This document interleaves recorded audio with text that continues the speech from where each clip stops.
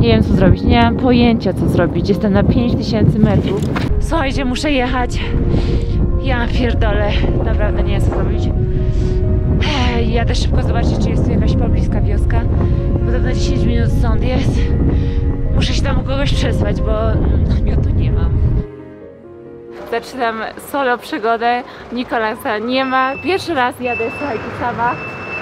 Biorę motocykl i jadę mega wysoko. Jeszcze wam nie powiem gdzie teraz, bo nie wiem w ogóle czy tam dojadę, Więc słuchajcie, w tym plecaku jest wszystko co ja na dzisiaj potrzebuję. Namiot, materac, poduszka, mega ciepłe ubiory i Honda 150. Od paru miesięcy chciałam pojechać gdzieś sama motocyklem. Mimo, że wiele razy podróżowałam już jako samotna kobieta, czy to w Nepalu, czy w Chinach, nigdy jednak nie byłam sama na motocyklu, czy na samotnym kempingu. Nikolas akurat był przewodnikiem na trekkingu. Ja miałam moje 30 urodziny, więc stwierdziłam, że to najlepszy czas na taką podróż.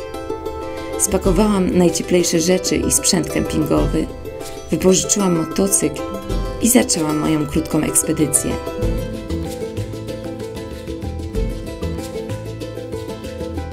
Jak tylko wsiadłam na moją Hondę w Cusco, to poczułam taki ogromny przypływ radości, że się cały czas sama do siebie śmiałam. Pomykałam uliczkami Cusco, jak jakiś znawca tego niesamowitego miasta. Była piękna pogoda, a ja zaczynałam jedną z najbardziej emocjonujących podróży w moim życiu.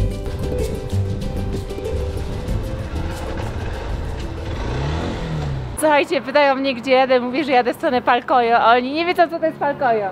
No saben qué es Palcoyo. Es la montaña que tiene muchísimas colores. Eso se llama Palcoyo.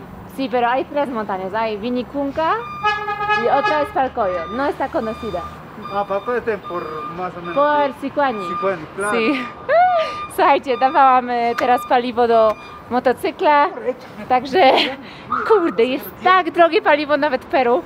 16 soli płacę za 4 litry. Więc drogie, jak na Peru to jest bardzo drogie.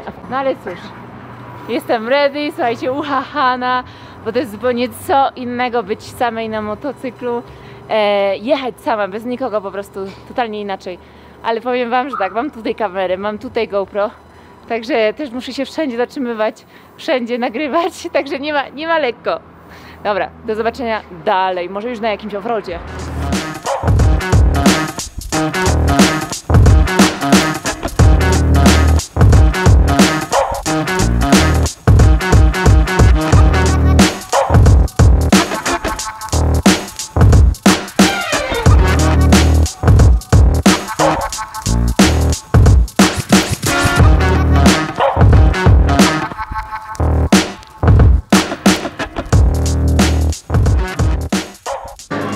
Zatrzymałam się na coś do jedzenia, ponieważ jestem tak mega głodna i zaraz wam pokażę co mam. Jestem w totalnie lokalnej knajpie, gdzieś tutaj po drodze się zatrzymałam, widziałam, że jest napis cevicheria, chilcano, czyli zupa z ryby, do tego kukurydzę się daje. Zarąbiste i czekam na ceviche. Niami. A tam jest, uwaga co? Tam jest moto. Uwaga, ceviche wjechało. Słuchajcie, to wszystko z ceviche, ta zupka co miałam z ryby. Ryż to wszystko za 9 zł. Także powiem wam, że idealnie, że się tutaj zatrzymałam.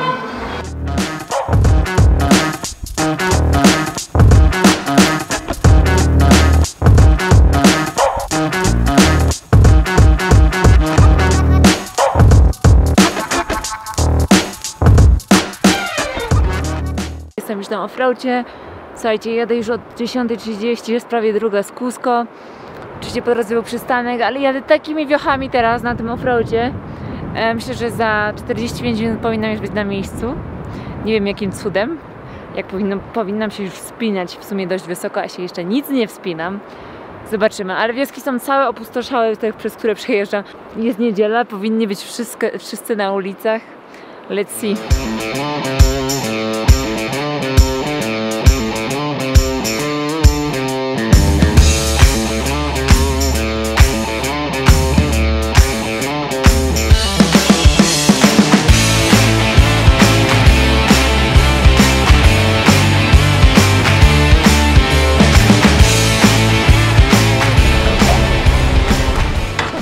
ja wiem, że alpaki są wszędzie w Peru, ale słuchajcie, jak się jedzie motocyklem i na swojej drodze po prostu masz trafik alpakowy, no to jest po prostu zarąbczaście. Uhu! Droga offroad, jeszcze mam 10 km.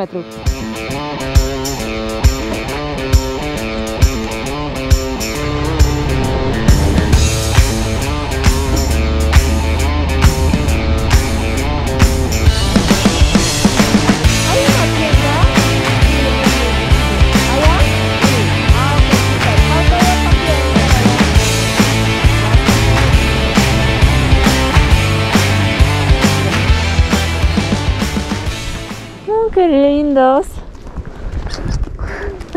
¿Son suyos? Sí, es de sucrita. ¿Así? Sí. Es muy linda. Super. Dobra, idę do sklepu, słuchajcie. Jestem w wiosce Palcoyo. Ale jaja, to naprawdę nic nie ma. Znalazłam jeden sklep, gdzie mogę wodę kupić, bo ja sobie myślałam, a wszystko kupię tutaj gdzieś w sklepie w Palcoyo. Wow. Ale widzieliście te kolory? Przepięknie. Dobra, idę kupić wodę, żeby coś mieć na noc, chociaż do jedzenia albo do picia.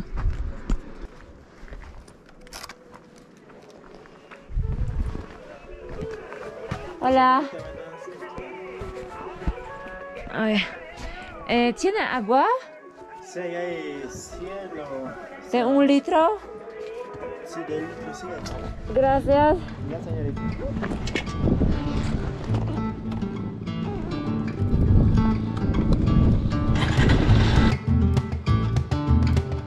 Na drodze robiłam co chwila przystanki.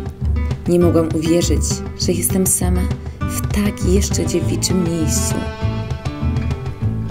Cały czas spotykałam stada alpak. Czerwonawe kolory zaczynały się wszędzie pokazywać, a mój motocykl miał coraz mniej siły. Wiedziałam, że dojeżdżam do tego unikalnego miejsca.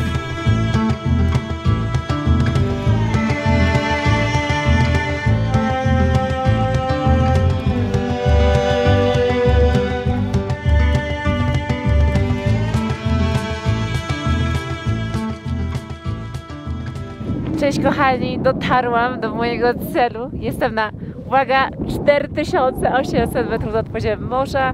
Jestem otoczona kompletnie całymi tęczowymi górami i uwaga, nie jestem na tej sławnej tęczowej górze, gdzie są setki turystów. Jestem w górach Palcoyo, zupełnie nieturystycznych i jest po prostu pięknie, cudownie. Będąc już na miejscu, nie mogłam uwierzyć, jak tutaj jest pięknie. Dookoła mnie były wszędzie tęczowe góry. Byłam sama. Dochodziła złota godzina. Parę osób mnie przestraszyło, że mogą mi ukraść motocykl, jeśli go nie wezmę ze sobą aż do samej góry. Nie miałam wyjścia. Stwierdziłam, że wyjadę na tym motocyklu do ostatniego punktu widokowego, gdzie będę rozkładać namiot. Jadąc na 5000 metrów nad poziomem morza, po wąskiej ścieżce, w takich okolicznościach, czułam nieprawdopodobną wdzięczność i wolność. Po prostu żyłam na 200%. Halo, nie uwierzycie, ja tu wyjechałam. Po prostu to jest, nie powiem, że zakazane. Pan mi tak powiedział, ja mu mówię, no to co, mogę jechać czy nie? No nie możesz jechać. A on mówi, okej, no to jadę, jedź. Także słuchajcie, jestem moją Hondą 190 na 4900 metrów nad poziomem morza. Dzisiaj śpię na 5000, gdzieś tam w tym lesie, co widzicie za mną. Jestem tak podekscytowana i się tak cieszę, że tak zaczynam. W ten sposób zaczynam, że tak moją 30, że naprawdę jestem po prostu wzruszona.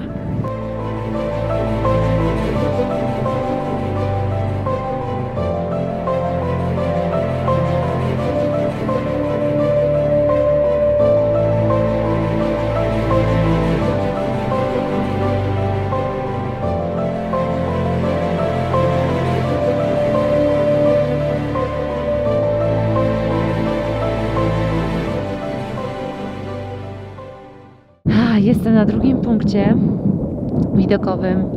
Popatrzcie, tutaj jesteście już bliziutko kolorowych gór. Są przepiękne. Naprawdę jak jesteście w Peru, myślę, że warto te góry, to znaczy nie myślę, na pewno warto jest wiedzieć te góry kolorowe, bo tu jeszcze nie ma turystów, ale uwierzcie mi, ja jestem pewna, że za rok, jak już ta pandemia przejdzie całkowicie, to tutaj będzie full ludzi, to jest pewne. Więc macie jeszcze rok czasu na to. Powiem wam, że o wiele ciężej jest być samej, bo tak muszę myśleć o wszystkim. Muszę myśleć, żeby za chwilę namiot rozłożyć, żeby zrobić fajne filmy, żeby za chwilę zachód słońca, żeby tutaj GoPro robić, żeby wszystko działało. I dodatkowo jestem na 4835 metrów nad poziomem morza. Chcę iść szybko, ale nie daję rady. Wow, jestem sama, jestem kompletnie sama w tym miejscu. Czy wy sobie to wyobrażacie? Patrzcie tutaj za mną na te czarne góry. Vamos, trzeba rozłożyć namiot.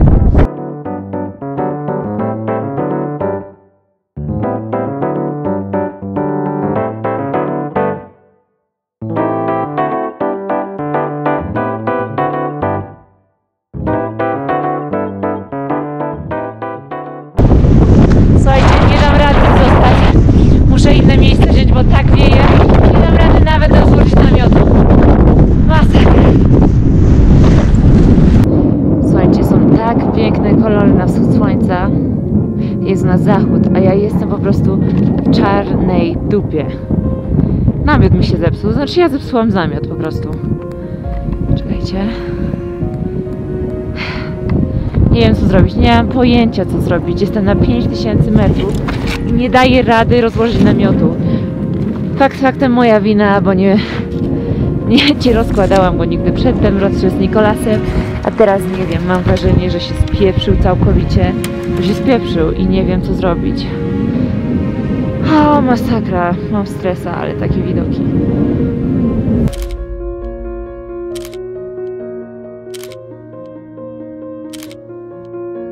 Słuchajcie, muszę jechać. Ja pierdolę, naprawdę nie wiem co zrobić. Jadę szybko zobaczyć, czy jest tu jakaś pobliska wioska. Podobno 10 minut stąd jest. Muszę się tam u kogoś przesłać, bo namiotu nie mam. Namiot zepsułam. Jezu, jest tak pięknie, a ja kuźwa po takiej dróżce ciemno jadę szukać gdzieś spać.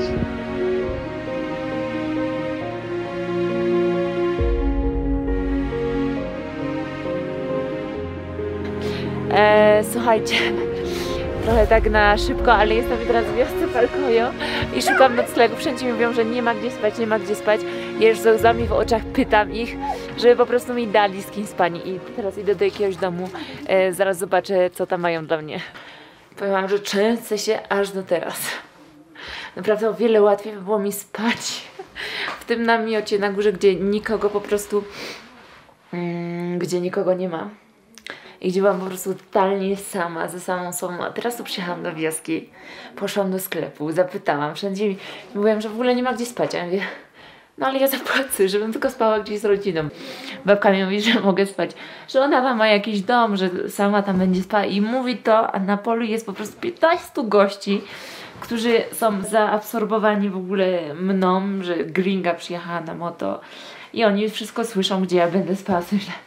Nie, w życiu nie pójdę sama tam spać do domu, jak teraz tyle facetów wie, że ja tam jadę. Więc tutaj naprzeciwko sklepu w końcu jakiś jeden z tych facetów powiedział, że on tu śpi, wydaje się na bardzo fajnego. Oh my god, jaka przygoda. Rozpieprzyłam namiot. No ale tak to czasami w życiu bywa. Mam nadzieję, że nikt nie będzie na mnie zły. Powiem wam jeszcze tylko tyle, że jazdy po ciemku na 4500 metrów nad poziomem morza na offroadzie z przepaściami nie polecam nikomu. Dodatkowo samemu albo samej. Ja pierniczę, mi tak podskoczyła adrenalina, że ja się jeszcze, odkąd przyjechałam, chyba 45 minut, ja się jeszcze trzęsę. Mamo, nie oglądaj tego.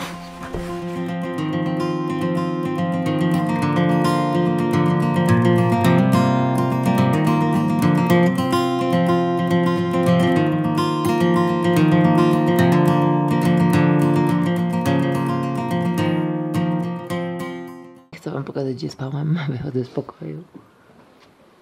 Hola. ¿Qué tal? Muy bien, muy bien. Tu jest pan, który mnie uratował. Me ha salvado ayer. Tak, ten pan mnie uratował. Patrzcie, jakie tu mają widoki. O, pięknie. Tu już mają kolorowe góry. Wioska Palcoyo. Słuchajcie, tutaj jestem w domku u pana. Zaprosił na herbatkę. To jest jego chłopczyk, dziewczynka i tutaj żona. Muy linda la familia. Muchas gracias por salvarme ayer. Nada. Sí, la verdad no tenía ninguna opción. Mi carpa se rotó y nadie quería que yo duerma en tu casa. Gracias más bien por visitar. No. Oh, qué lindo. ¿Cómo te llamas? Ana, mamá. ¿Y cuántos años tienen ustedes? 30. 30 y ya 3 hijos. Yo también tengo 30. Mira. O, jeszcze jedna córa. Także słuchajcie, tak wygląda poranek w Palcoyo. I także ta rodzinka mnie naprawdę uratowała wczoraj. Pięknie. Miałam cholerne szczęście, że Demetri zgodził się mnie przyjąć do swojego domu. Jak dojechałam do wioski Palcoyo, była już 7 wieczorem, co wysoko w Andach oznacza brak światła oraz przerażająco zimno. W głowie miałam, że w razie czego będę spała w samym śpiworze, ale gdzie? Na 5000 zamarznę. Nie było opcji, żebym po ciemku kontynuowała jazdę motocyklem. Ale ja głęboko wierzyłam i wiedziałam, że ktoś mi pomoże. Zawsze się gdzieś znajdzie dobra dusza, która znikąd się pojawia. Tym sposobem poznałam przepiękną rodzinę, z którą mam kontakt aż do dzisiaj. Byłam już ich odwiedzić drugi raz. Mercedes, jak przyjechałam drugi raz, powiedziała, że mój pobyt w jej domu czyni ją szczęśliwą. To było najlepsze, co mogłam usłyszeć od niej. Po to właśnie podróżuję. Słuchajcie, oni mieszkają w takim domku, więc ja spałam tutaj na górze. Teraz mój mot, tutaj pan mi pomaga wyciągnąć go.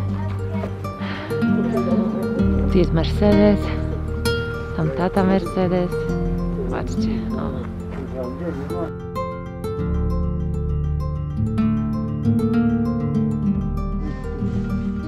Nos vemos.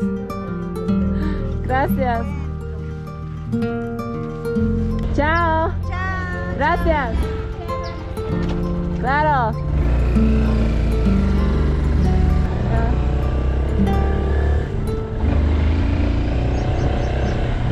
Okej, kochani, jednak zakończenie tego vloga będzie inne, będzie dość śmieszne, więc po moim wczorajszym przyjeździe do Cusco Niko też wrócił z trekkingu i słuchajcie, ja mu mówię, że kurczę, no, że chyba rozwaliłam ten namiot, że po prostu zepsułam namiot.